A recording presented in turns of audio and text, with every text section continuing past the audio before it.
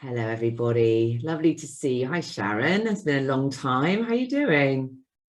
Hi, Kirsty. How's your day going, everybody? Hello, Elka. Hello, darling. Good morning so far. Good. Fantastic. Hi, Madeline. Hello, hello. Welcome, welcome, welcome. Hi, Joy. Hi, everybody. Lovely to see you. Welcome, welcome. Hi, Peachy. I haven't seen you for ages. Hi, Adrian. Oh, we've got people tuning from the States, from South Africa, from the UK, obviously, New York. How is the weather in Portugal, Pedro? How is the weather in Portugal? Better than here, I hope. It's been cold for about 6 weeks. Hi, Gemma from Dubai. Hello. Hello, everybody. Welcome, welcome, welcome. We're just going to let everybody have a couple of minutes. Everyone's just greeting one another right now. Hi, Anna, Canada. Fantastic. What an international crowd we are. Hi, Lissy. Argentina. Fantastic. Ireland. Awesome. This is wonderful. Hello, everybody. Say hi, say hi. Montenegro. I'm going to Montenegro, Christina, in the summer. I cannot wait. Super excited. We're just going to give everyone another couple of minutes. Just keep saying hi to one another. Let's connect. Hi, Charlotte. And how's your day going? How's your day going? Have you kicked off to a really positive start to your day? Has it been a bit challenging? Well, however your morning has been, or your day has been, depending on what time zone you're in right now, I just want you to let it go.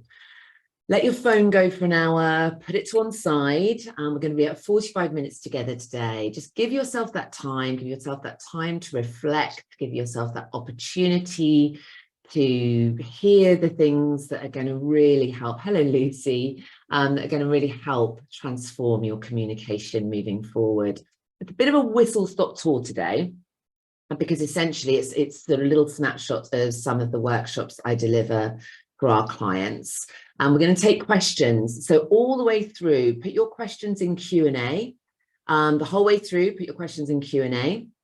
And we will get to those at the end. I have a fabulous assistant for questions today called Chloe. Chloe DeCura Hill heads up our marketing and communications practice here at CNC. So she will be making sure that any questions that you have get answered. And let's face it, communication is a complicated business. So what is the thing, just before we get going now, which we're about to do, what is the thing that you find most challenging around communication, either professionally or personally right now? What is the thing that is going on for you at the moment that feels like a blocker, that if you were able to work through it or develop better tools for it, you would really feel differently in terms of how you were able to approach life, or how you were able to ask for what you needed? Active listening. Yes, it's a real skill on its own. Yeah. Okay, a lot of setting boundaries. Okay, yes, missing out on that human interaction, assertiveness, confidence, culture, building relationships. Yeah, expressing ourselves clearly, getting a point across. Makes a lot of sense, all of your shares. Hi, Anne. Gosh, it's been years since we've seen each other. Hello. Good to see you. So keep sharing, keep sharing. There's nearly 200 of you today sharing this space, sharing this webinar, and we're all connected in this moment. And when we share what we have going on for us, we immediately realize we're not alone in thinking that way or feeling that way. It's all us. Hi, Elise. Hi. Haven't seen you for ages either. Hello. Losing track of thoughts, that piece around clarity. Okay. Well, we are going to touch on, I think, most of it, but obviously you're never going to have a silver bullet in 45 minutes, but I'm hoping that you will come away with some aspects of being able to shift into a new place of being able to communicate. So super quick, this is being recorded. We'll share the recording afterwards, so you can share it with colleagues or friends that you think might find it really useful. Ask questions, interact. There is, the challenge around Zoom and Teams is that feeling of disconnection, but it's always bridged when people are really active in their communication with each other, in the chat, in the questions, and so on. So I think it's about time I said hello properly. So these are the sorts of clients that we work with in terms of both training and hiring. And both, every single client here, I am super duper proud of. Very proud to be associated with these incredible organizations. And I really, really hope that through webinars like this, we get to reach more organizations and create more transformation and impact and more connection.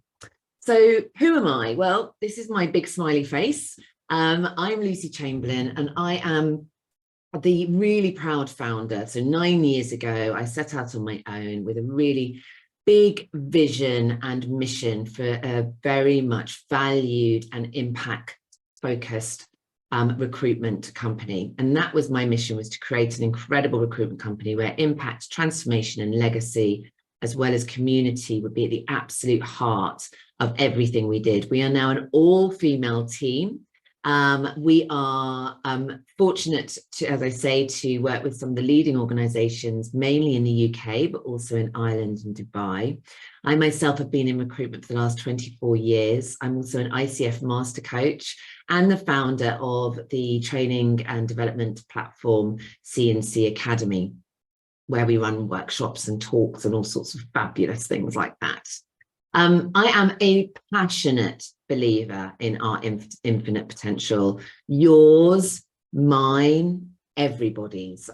We all have unlimited potential. And what happens is all the stuff that goes on will so often sort of make us dim our shine a little bit, or move into maladaptive behaviors like people pleasing, or not expressing our needs, or not saying what our boundaries are, and knowing how to stand knowing how to align ourselves with what we value most, and being able to communicate that effectively whilst also holding space for others and developing our understanding of how other people approach situations and feeling really safe and secure in that. So let's get going. Okay, so let's get going. All right. So one thing I know for sure is that our ability to communicate and our ability also to seek to understand others is the bedrock, the foundation of a successful life. And obviously each of us on this call today will determine success differently. It will look differently for all of us. And I would really encourage you to think about, if you moved your communication skill, if you rated your communication skills out of 10, and if you were able to move them perhaps a 6 to a 7, or a 7 to an 8, or an 8 to a 9, what sort of impact that would have for you both professionally and personally.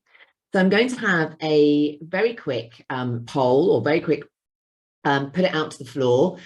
What would you rate your communication skills are as between 0 and 10? What would you put yours as? What would that look like?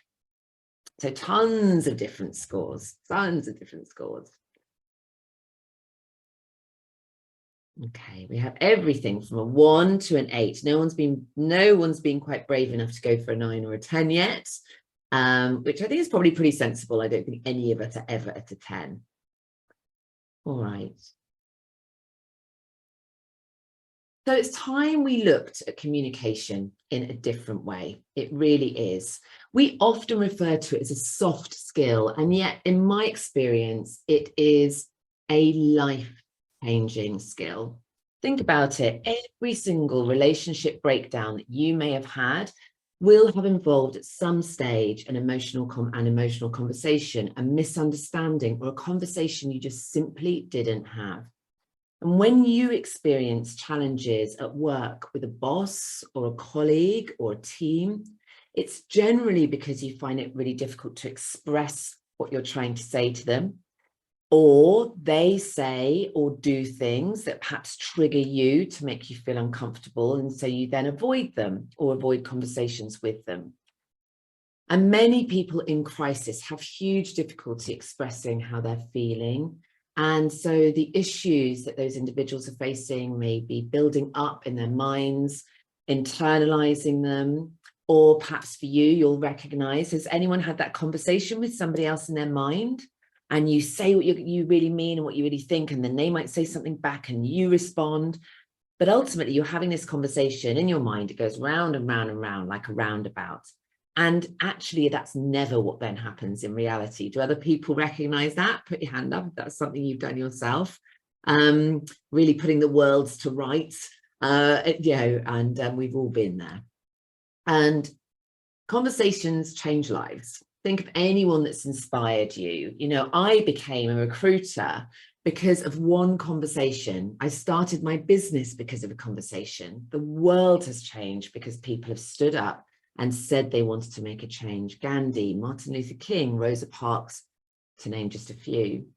So I am really committed to helping people shift their communication skills. I've interviewed maybe 24,000 candidates over the last 20 odd years, and I have gone through a huge evolution in terms of, on a personal level, how I communicate and how I interview. And I'm going to share some of that with you. We want harmony. We want to feel at peace. We want to feel secure in expressing what we really need. And you want to feel seen and heard. It's really, really important. So it's all about you. Every conversation you have, everything you do, because we come at this world from our perspective, don't we? The lenses, our experiences, all of the conversations that have shaped who we are. And equally, when we're talking to somebody else, they're also coming at the world from their perspective, from all of their lenses, all of their perspectives, all of their triggers. And so one of the most powerful ways to start thinking about communication differently is to come from a place of I'm okay, you're okay. Every conversation that you have, coming into it from a place of, hey, I'm okay and you're okay. That will make more sense as we go through this. Because empathy, our ability to empathize, our ability to see things through different lenses rather than our own agenda that need to be proven right, that need somebody else to recognize that we are correct. When we remove that and we are able to see things through our lens and the other person's lens, and perhaps a third lens, which might be somewhere where we're able to validate what really is the truth, we can start to have logical, curious conversations rather than emotionally charged conversations. How many people here have sent a WhatsApp, a text, an email that 24 hours later you would never have sent in that way? How many of you have done that? Put your hands up. Let me just see. Loads of us, right, have had that moment where we've sent something because we've been triggered, we felt frustrated, we can't believe they would possibly ask us to do that or send us that on a WhatsApp at 4 o'clock on a Friday, whatever it might have been.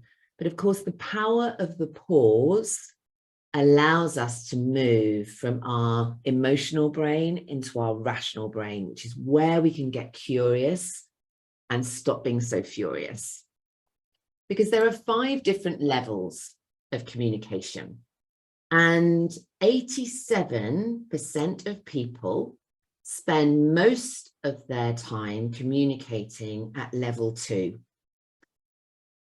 Problematic is when we're not listening, where we talk over people, where we have an agenda and aren't actually interested in the other person's response. when we are going in to prove a point, and where ultimately somebody else's feelings don't matter, only our own. It's when we're that really big stick figure and everyone else is a little stick figure in our story. And so what we want to do is, when we're in that place, I'm going to explain what's going on in the brain in just a little bit. Standard is what most of us use most of the time. Gives us what we need. I don't know, we order a salad at a restaurant, we get a salad, we ask for directions, we might get some directions. And standard communication is perfectly fine for transactional relationships. But if we want to move to a place where through our communication, we can develop really strong relationships, it needs to come from a place of being conscious, and it needs to be from a place of trust. And trust doesn't come unless two people are able to hold space for each other and there's honesty in the communication from both sides, even when it's more challenging. And I know that Simon Sinek talks a lot about the fact that why don't we get taught about how to have difficult conversations right the way from school? It would make life so much easier. So if we're going to get to effective, it's where some really lovely awareness is being brought into that communication. It's where learning is taking place. It's where we are allowing for noticing non-verbal communication. It's where we're holding space and really listening. It's where we're valuing the other person and their lens. But what we want to do is we want to get up to conscious communication. So moving through skilled communication is where we're able to really listen to the other person. We're able to hold space for that. We're able to self-manage and self-regulate so that actually all of the way that we're communicating is aligned, because most of our communication is non-verbal, right? It's not verbalized. But I want to take you to a place where you can consciously communicate. And I'm going to talk about that in just a second in terms of how we get there. So let's get really honest. Let's get really honest. Could everybody just put, if they are super duper honest, where they believe their communication style is right now? When you are facing something challenging or a difficult conversation, or perhaps with somebody that you feel hasn't done the right thing, or perhaps has crossed a boundary or hasn't delivered in a way that they said they would, where are you right now? Because obviously at the start, when we were talking about our out of 10, how effective our communication skills are, what we're talking about is getting, it's registering, are we sitting in that aggressive place of communication? Are we in the passive aggressive? Are we submissive? Or are we in that lovely place of being able to assertively express our needs, but also have deep empathy for others and room to move? And what I mean by that is the room to be wrong, the room to learn, the room to shift our stance, the room to recognize that there may be a third way. It might not be that person's way or our way. There might be a third way through. And that piece around how we get there is all about moving into a really conscious place.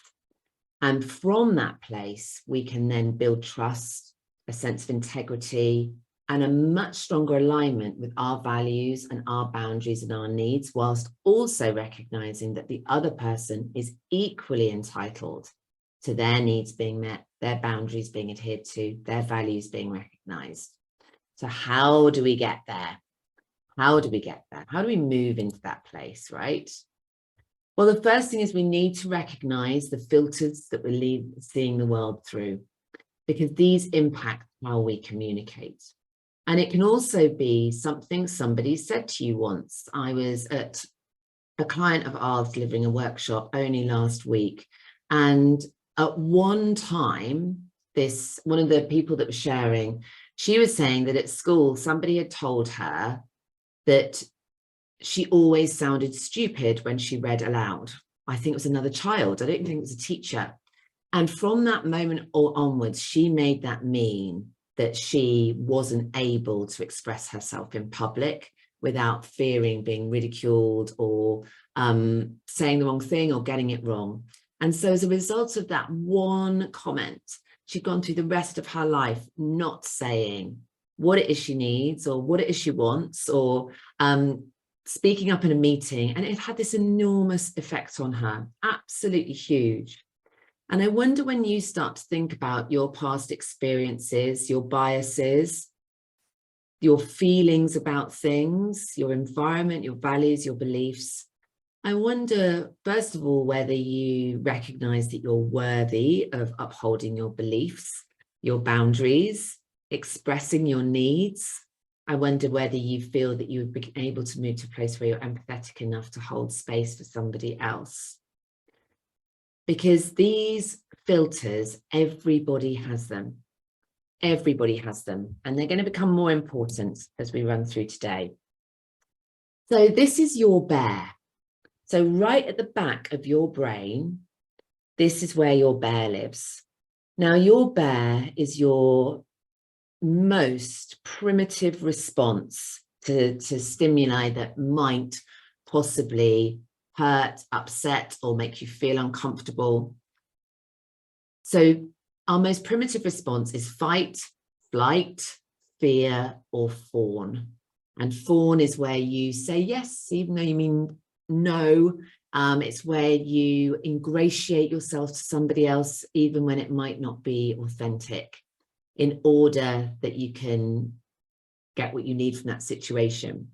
So the fight is a bit like if your husband says to you, "Why the hell have you loaded the dishwasher like that?" And you immediately come back with, "Why the hell haven't you put the bins out yet?"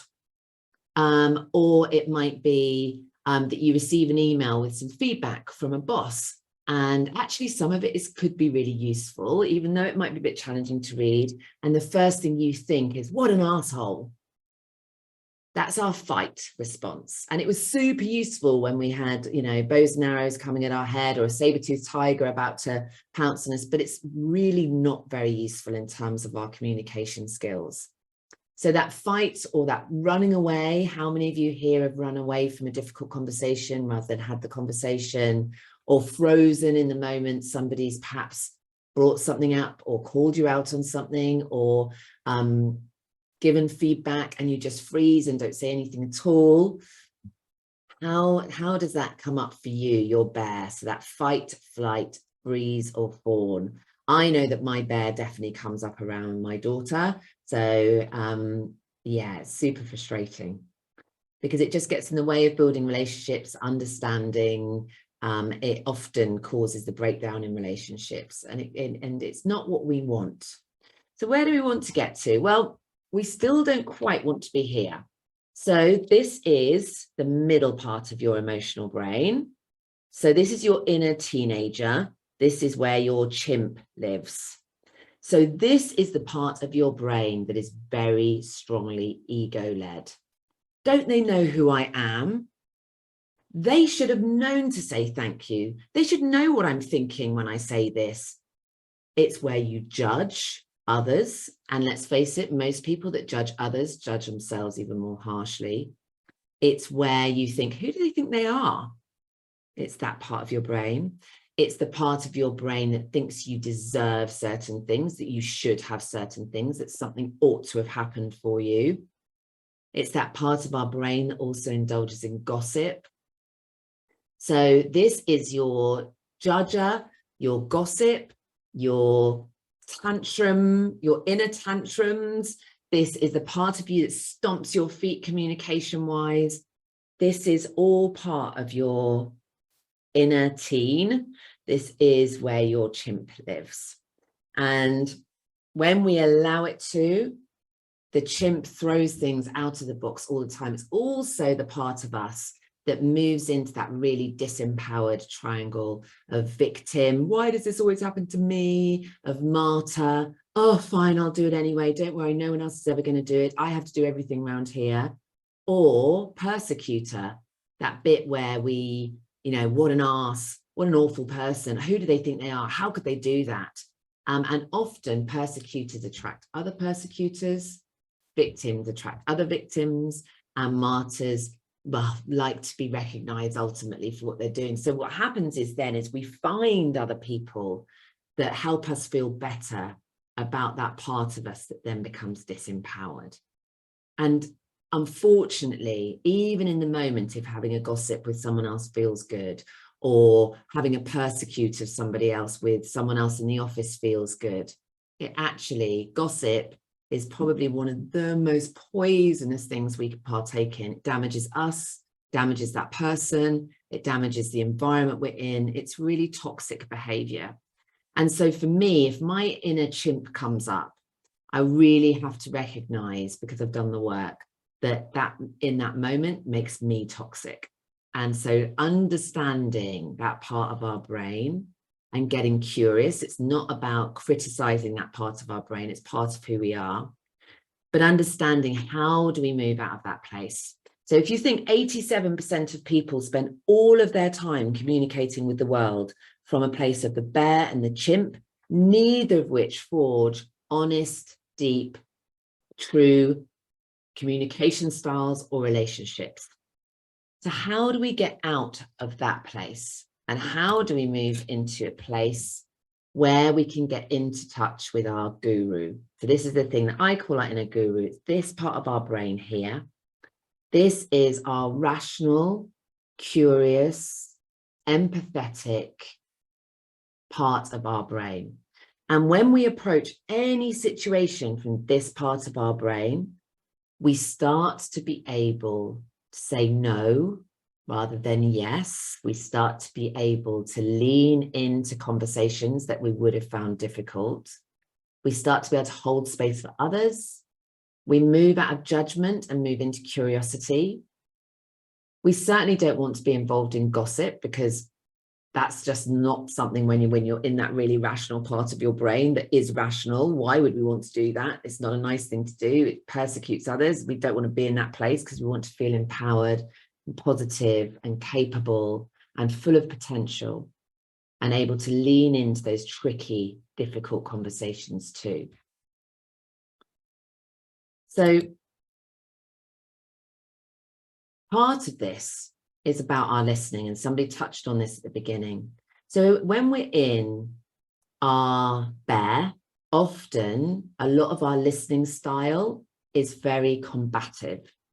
So you're listening in order to be able to respond. You're not listening to understand. You're just listening so that you can immediately make a response. And there's none of that care and attention placed over, I'm really hearing you. So you can hear it a lot.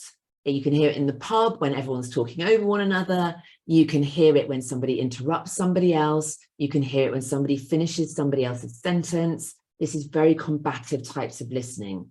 And to let you into the secret, you're not listening when you're waiting to respond, and you're not listening if you cut somebody off, and you're not listening if you finish someone else's sentence, and you're not listening if you're busy doing your Sainsbury's shopping list whilst you should be hearing that person. Competitive. So this is the bit in our ego again.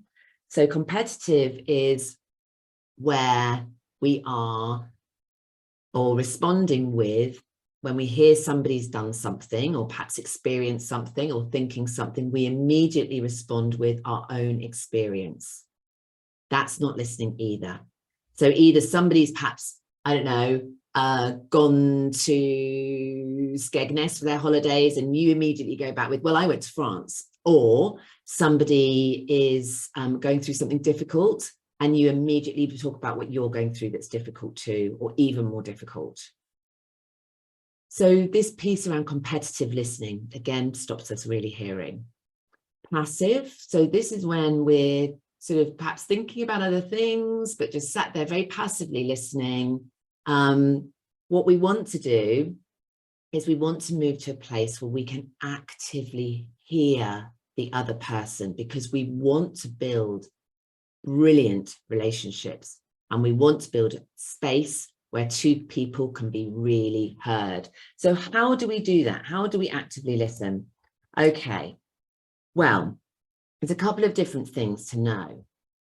Is that when we are listening to somebody speak, we are hearing about 200 to 300 words a minute, because that's what most people can deliver within a minute in terms of what they're able to share. But our brain, pretty clever, can hear up to 500 words a minute. And as a result of that, we fill in gaps, we make assumptions, we think we know what they're going to say next, because we've got this listening speed and this thought speed. So what we can do is, when somebody is talking, is listen to understand and reflect back.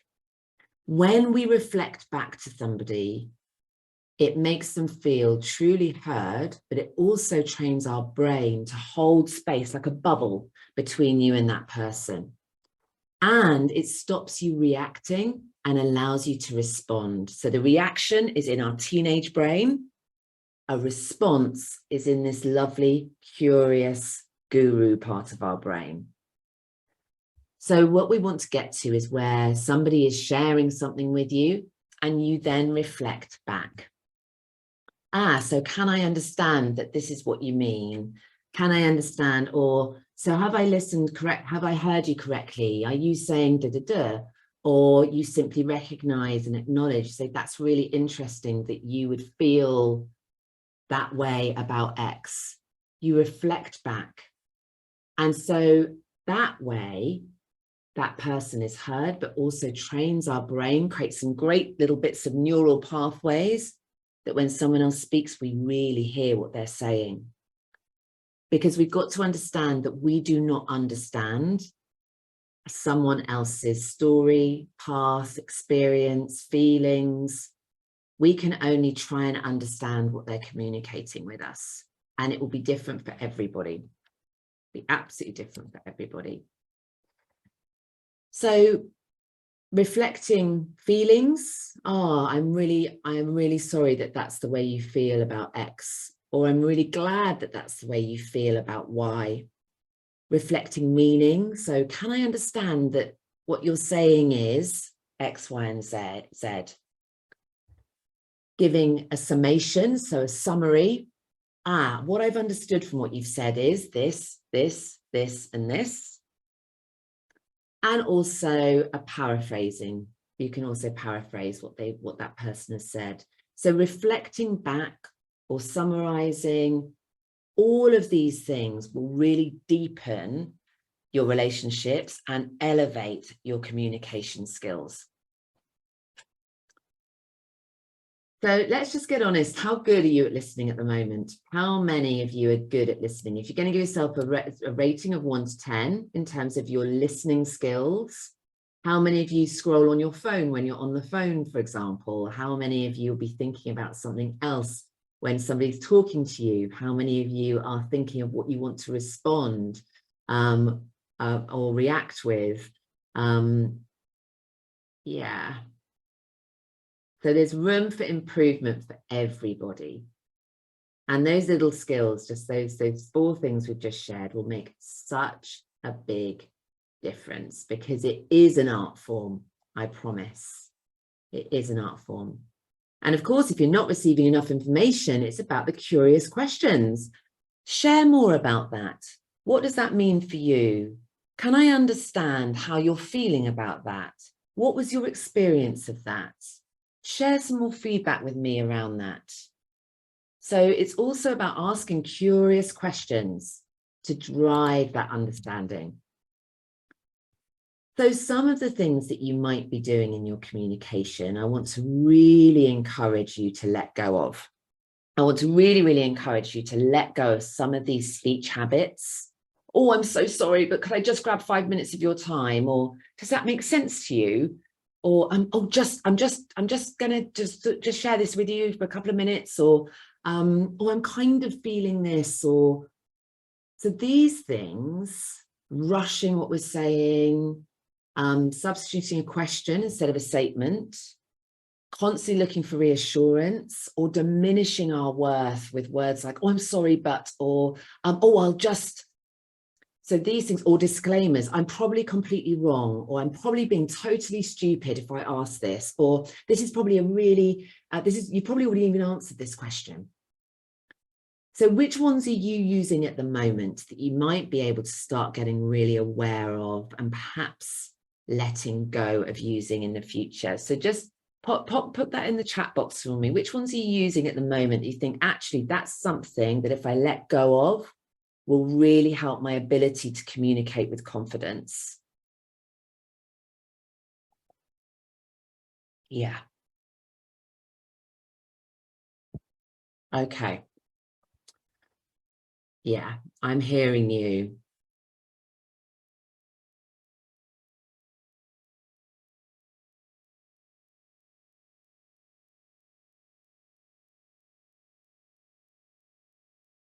So all of these things our brain is listening to. You know, they always say, be careful of what you say because our brain is listening.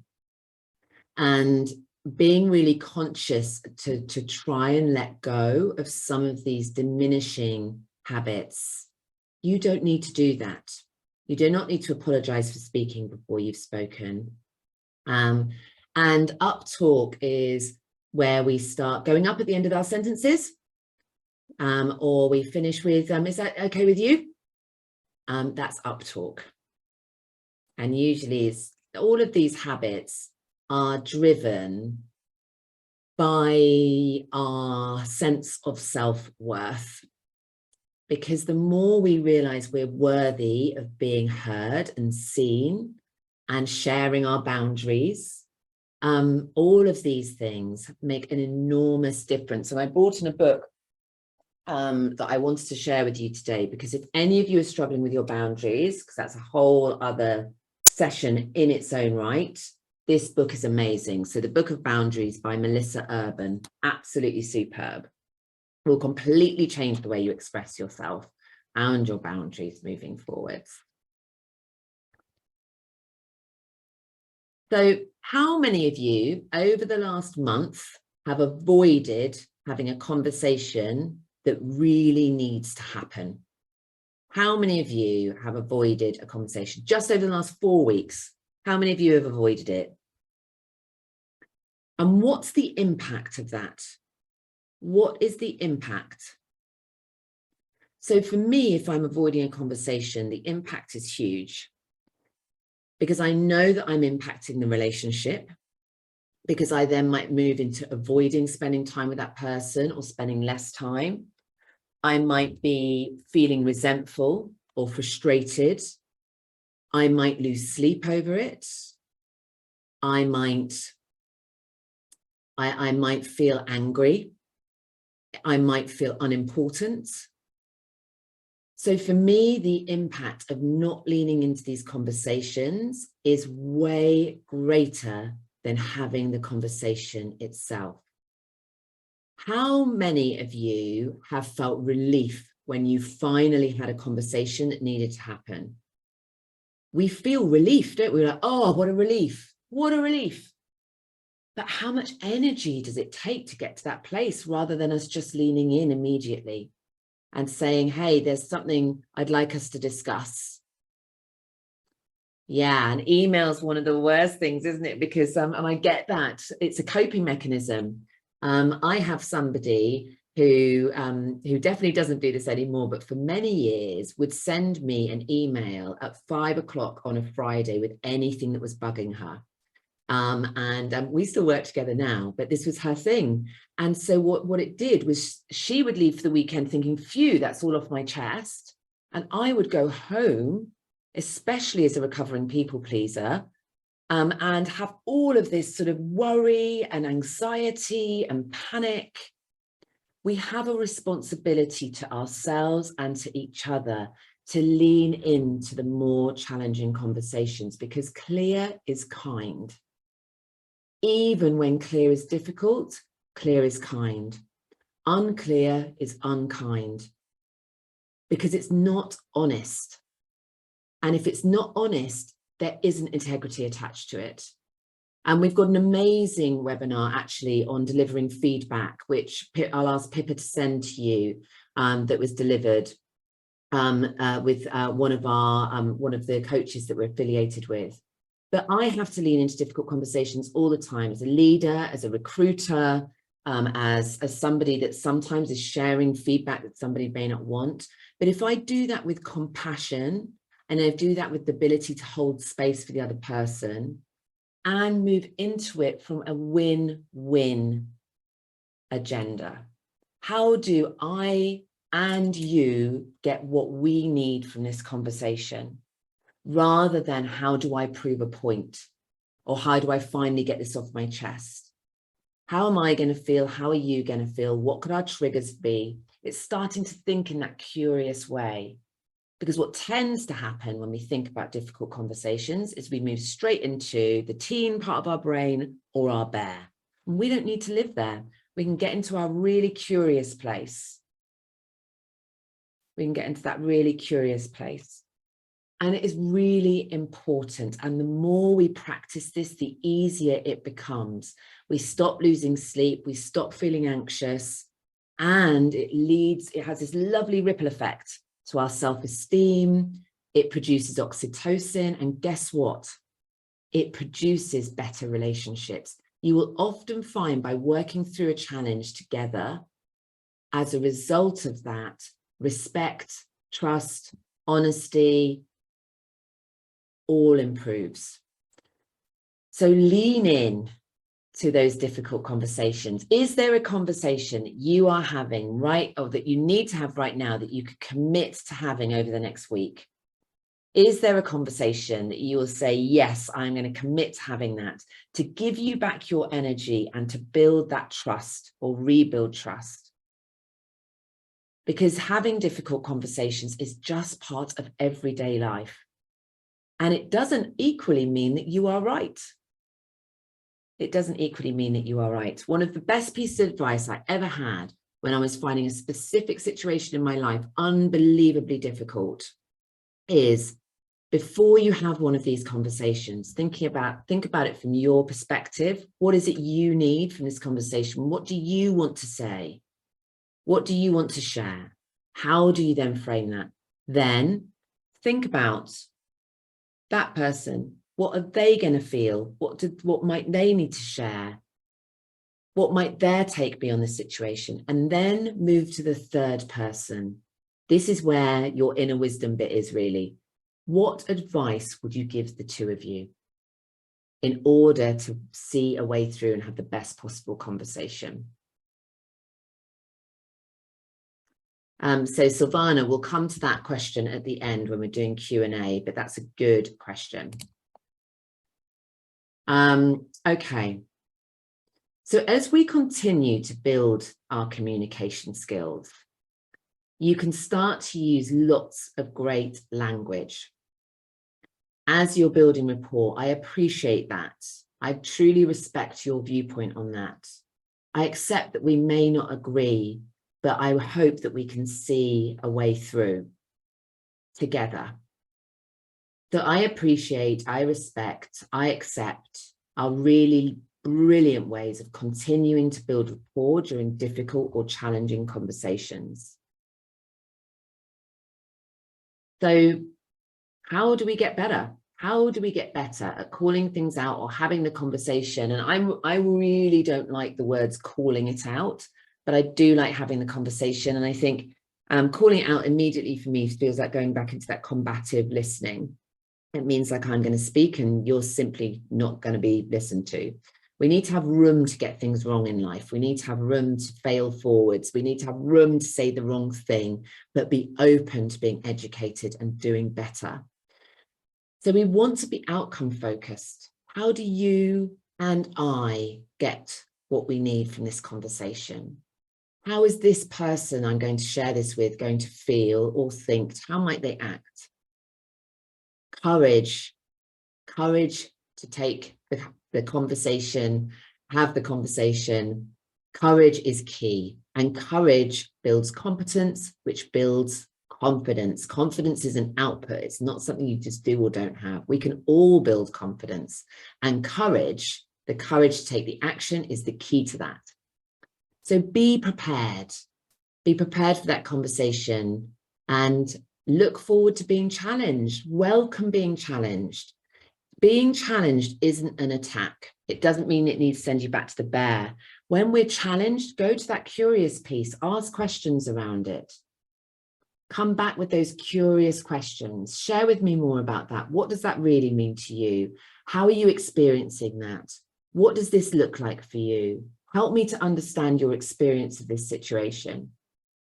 Help me to understand what you think the right approach would be. Help me to understand what might be a way forward.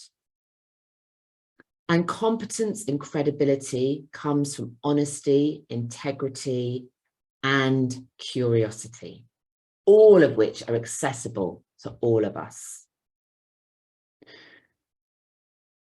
So I just want you to pick one of these things that you're going to really work on in your communications. This lovely piece where we are, if you are ultimately, and by the way, only 1% of people spend most of their time in conscious communication, only 1%. So what is something, pop in the chat box for me, what is something that you're going to really focus on working on? Because we can't do all of these things at one time. Pick one, work on that, get really good at it, and then pick another. Is it going to be more thoughtful? Are you going to try and work to be more collaborative, empathetic? Are you going to respond more than react? Are you going to be more creative, considerate, clear, non-judgmental? Remember that place of I'm okay, you're okay. Everyone is usually doing the best they can with what they've got available to them. That's the bottom line. Most of us are just doing the best we've got with what we've got available to us at the time. So everyone has, most of you have picked something you're going to really sort of take with you in terms of what you're going to work on. And I think that's going to be fantastically impactful. Keep that in your mind. If I was working with you on a one-to-one or working with a candidate, I'd be saying to them, put that on a post-it note and have it somewhere near you. So it really, really becomes a conscious act. Really annoying. We cannot think our way into a new way of acting and thinking, but we can act our way into a new way of thinking and feeling. Action is the key. Nothing changes if nothing changes. Nothing changes if nothing changes. And your words have a lot of power. Use them wisely. And do you know where I would use them most wisely? Is when you are not with the person that you're communicating about. Think about gossip, think about anything like that. Those are the areas where words have an awful lot of negative power. So we want to use our communication skills for good. So one of the really good tools that you can use before you have a difficult conversation or express a boundary is think about something you wish for. So I wish to be able to tell this person that when they judge me or I feel judged about, I don't know, let's say the way I like to dress, when they keep mentioning to me, oh, that's an unusual outfit. I really wish to be able to let them know that that hurts my feelings. And I'd like them to stop commenting on what I wear. Okay, so that's my wish. What would the outcome be if I shared that?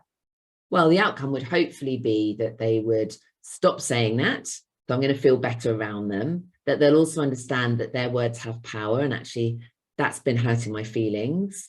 And perhaps I'll also be able to understand why they mention that. What are the obstacles that are going to get in the way? So you plan through this. Oh, the obstacles are, I'm going to, maybe I'll just avoid the conversation, or I'll muddle up my words and I won't be able to say what I mean, etc. So then what's the plan? How do I plan for that? Well, I'm going to send them a WhatsApp saying there's something I'd love to have a chat with them about. Are they free this afternoon?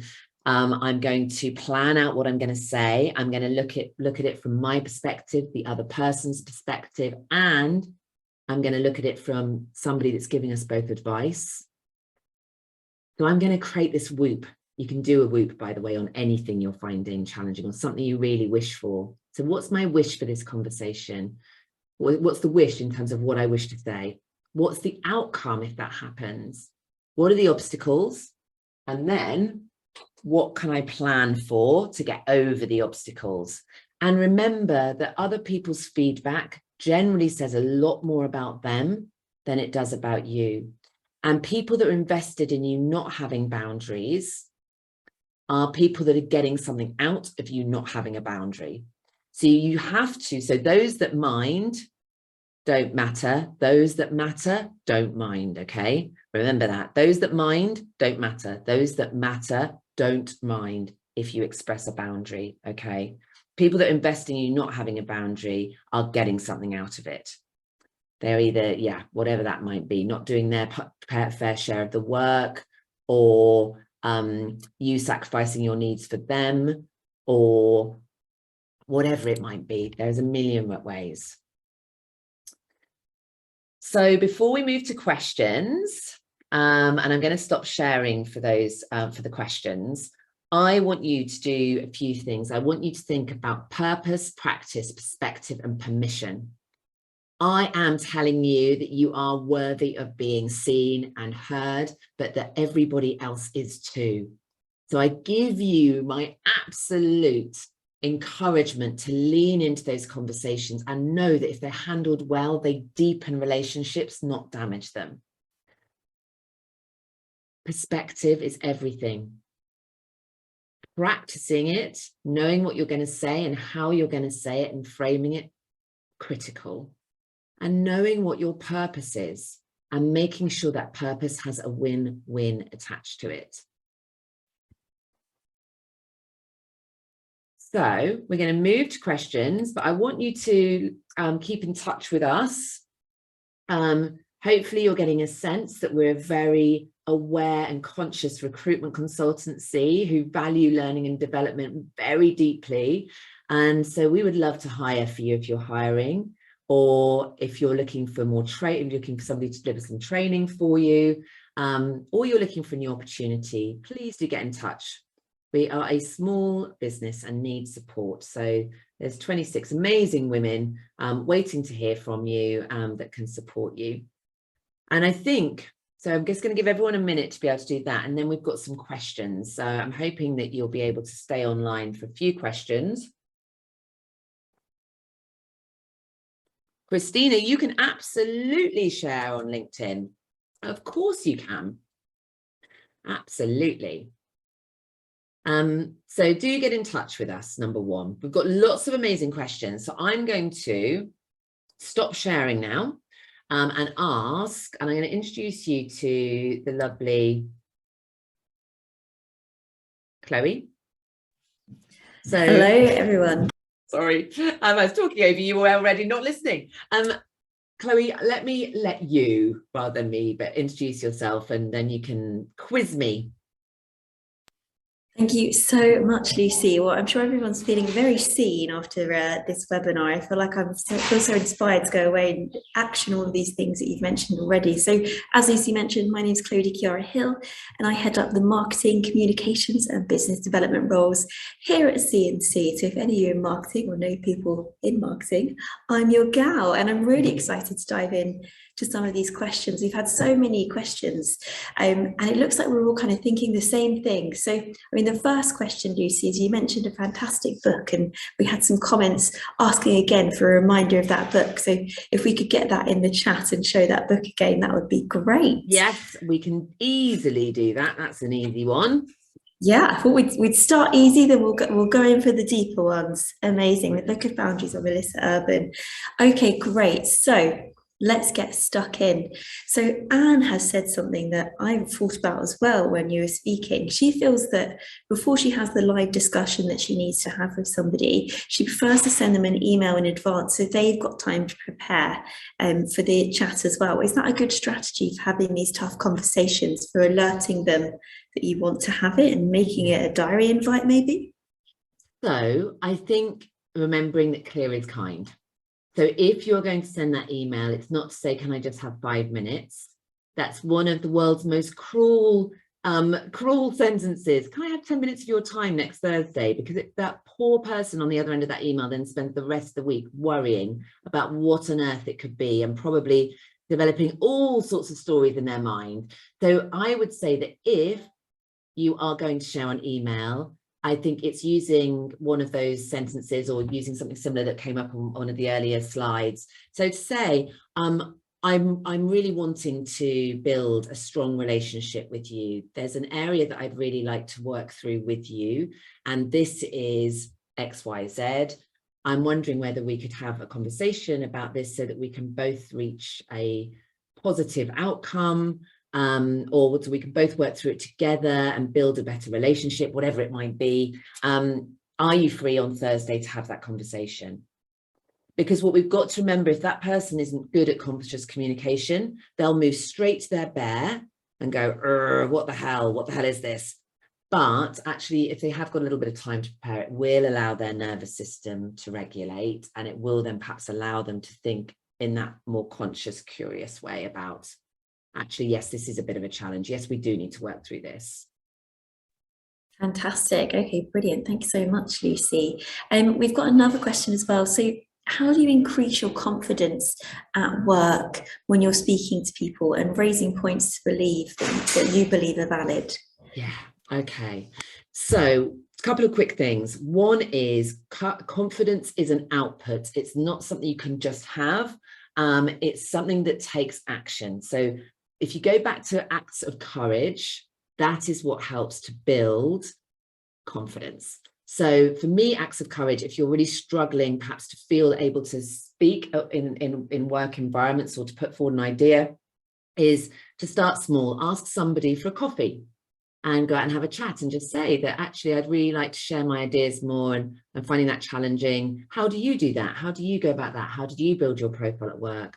Or to go and ask a question that you've been waiting to ask, but perhaps have just felt for some reason that you're not entitled to ask it. So it's also acknowledging that we all have worth and we all deserve to have equal levels of opportunity, and without expressing our needs or asking those questions is difficult. And for me, it's also about system regulation. So it's about using your breath. There's a really good breath work tool, which is 2 sharp breaths through your nose and a long breath out through your mouth. So, and then go and do the thing. It's a bit like Mel Robbins' 5-second rule. Nothing changes if nothing changes. So small acts of courage build confidence.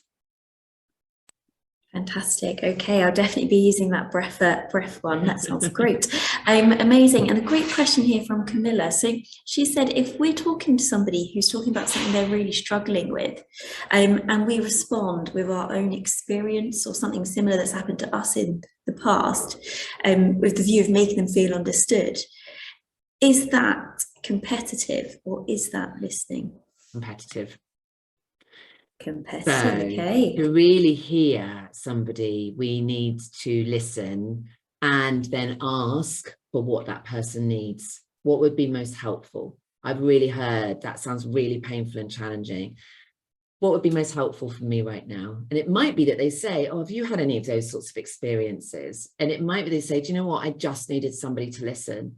Or it might be they say, would you have any advice for me? So check in. Don't assume that they want to hear your really difficult situation, because actually, if you're in an emotionally vulnerable place, it can be very difficult then to take on somebody else's. Or that person may make that mean that what their situation wasn't important because you've had a similar experience. Or may make it mean that theirs was less important. Oh gosh, that sounds way worse than mine. Oh, just ignore what I just said. You know, so yeah, that's what I'd say to that. Okay, brilliant. So we'll wait for them to open the floor up to us and see what we can do for them in the moment. Okay, fantastic. Amazing. Jenna asked a question about speed of communication. So I think she's coming from a feeling of, can this take longer? Is this going to take us longer, or is it going to be quicker to work this way and communicate this way? I don't know. It'll depend on the situation. I think if you're becoming more clear, that will help speed things up, because a lot of time is in communication is about trying to figure out what on earth the other person's actually saying, thinking, feeling, needing. But equally, if you're in that place where you're working through things, maybe it'll take a little longer, but the result will be a big time saver.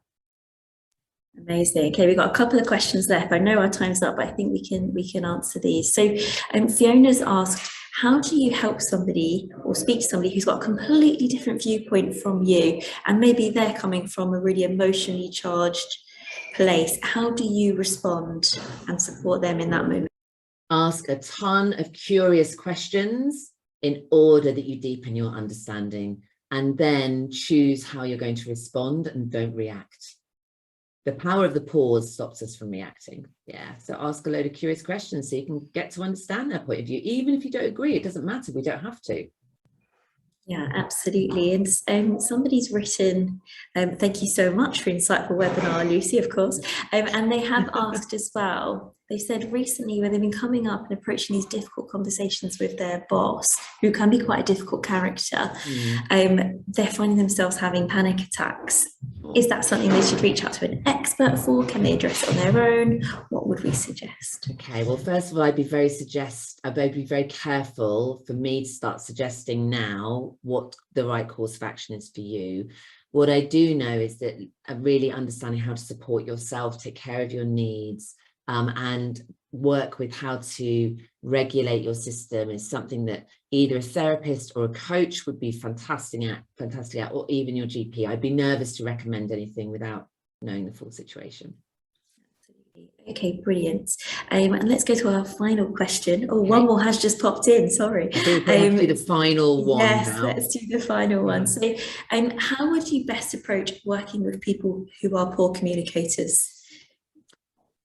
Understand, asking, again, it's all about that curiosity piece. Ask them how they prefer to communicate. Ask them, in what situations do they feel most comfortable having conversations. Ask them what would be best for them in terms of time of day. It's asking curious questions so that you can get the best out of the conversation that's available, but also recognizing we don't all communicate the same way, especially perhaps if we're neurodiverse or there's other reasons why communication feels challenging. And it's to know that as long as you hold space, you hear, you ask curious questions, that's all you can do. We can't, one of the things we cannot do is control someone else's thoughts, acts, feelings. Absolutely. Okay, brilliant. So I think that will be the end of our questions, Lucy. Thanks so much. Well, Chloe, thank you. And thank you, everyone. We still got nearly 160 of you online, so that's incredible. Please, please, please stay in touch with us and think of us if you know somebody that's hiring or looking for an opportunity or looking for training and development. We'd love to hear from you. Chloe, amazing Chloe, thank you so much. And as Chloe mentioned, she has recently joined us to head up the Marketing, Communications and Business Development Division, and would love to hear from you. I'm so grateful you've been here, and of course you can have the recording. And I'm glad it was really useful. You've all had lots to take away from it, which is just brilliant. You're a new fan, Anna. Thanks. Okay, I'll take that. Oh, wonderful. Thank you, everybody, so much for being here. I really appreciate it. You rock. Don't forget that.